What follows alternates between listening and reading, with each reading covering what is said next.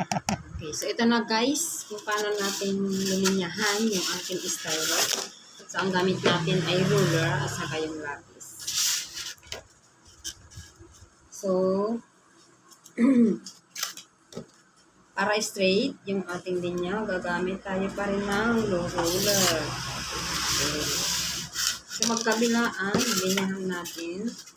Para pantay yung ating letter O. Okay. Tapos, dito sa taas, linyahan din natin.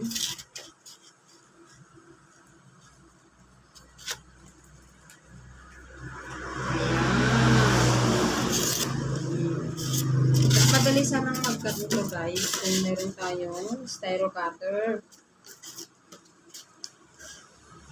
Pero, okay lang yan. Kasi meron tayong